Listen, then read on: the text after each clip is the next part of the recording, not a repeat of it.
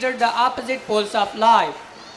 Darwinism and existentialism had tried their best to negate the existence of a creator. But now, discoveries of subatomic physics, of quantum mechanics, and modern cosmology have given new perspectives on both science and spirituality and brought them closer as never before.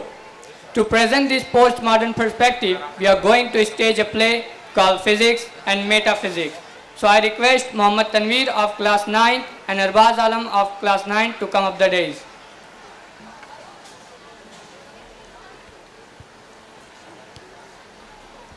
अस्सलाम वालेकुम। वालेकुम अस्सलाम। ये मोची साहब थोड़ा जूता साफ कर दीजिए।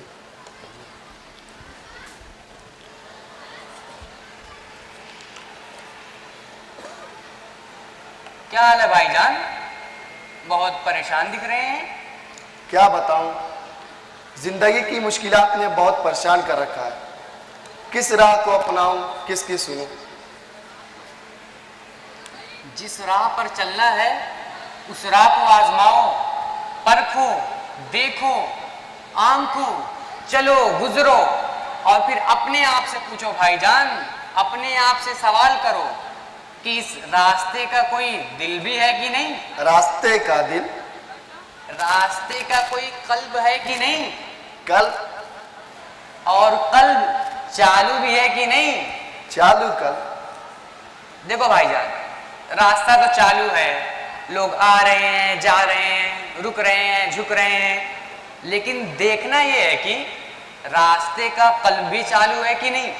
अगर चालू है तो सुभान अल्लाह, फौरन इख्तियार कर लो, मसाफा तय करने लगो, और अगर नहीं है तो रास्ता छोड़ दो, उससे अलग हो जाओ।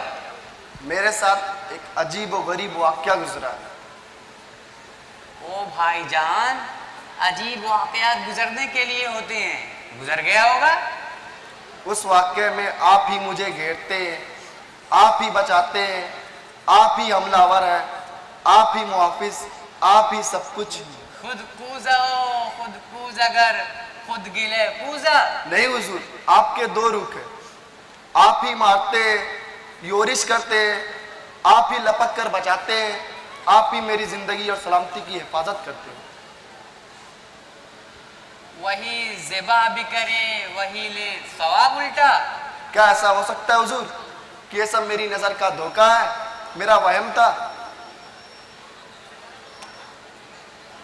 देखो भाईजान, न्यूटन की फिजिक्स तक तो इसे नजर का धोखा या वहम इंसानी समझा जाता रहा है, लेकिन क्वांटम मैकेनिक्स के बाद ये जरा मुश्किल हो गया है।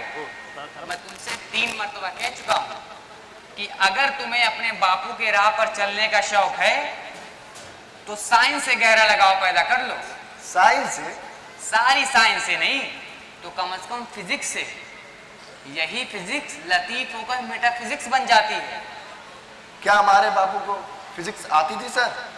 हमारे बापू के पास अपने तजर्बाती और आजमाइशी अमल का ऐसा फ्रेमवर्क होता था कि जिसमें आजकल की तरक्की याफ्ता तरीन तबियाती थ्योरी को भी आसानी से समेटा जा सकता है।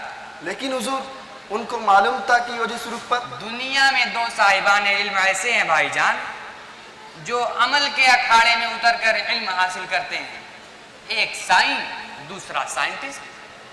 दोनों को अपनी अपनी लेबोरेटरियों में कलाबंद होकर इल्म हासिल करना पड़ता है, किसी किताब से नहीं, किसी अखबार या कालम से नहीं। फिर जब लेबोरेटरी में उन पर हकीकत मुनकशिफ होती है तो इल्म हासिल होता है। अल्फाज उनका साथ छोड़ देते हैं भाईजान, वो बयान नहीं कर सकते, उनका बयान रुक जाता है। इनका बयान रुक जाता है? साइंसदानों पर अल्लाह का ये करम हुआ भाईजान कि उन्होंने अल्फाज छोड़े और हिंद से पकड़ लिए। मैथमेटिकल क्वांटिटीज में अपने कश्फ का इजहार करने लगे भाईजान, है नहीं? यानी लफ्ज हिंसे से मोतबर हो गया। जी आप हैं कौन? मैं मोची हूँ भाईजान, खानदानी मोची।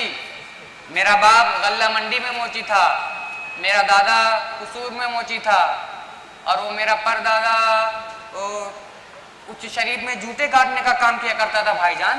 कहीं आप वो मोची तो नहीं? नहीं नहीं भाईजान, नहीं, मैं वो मोची नहीं हूँ।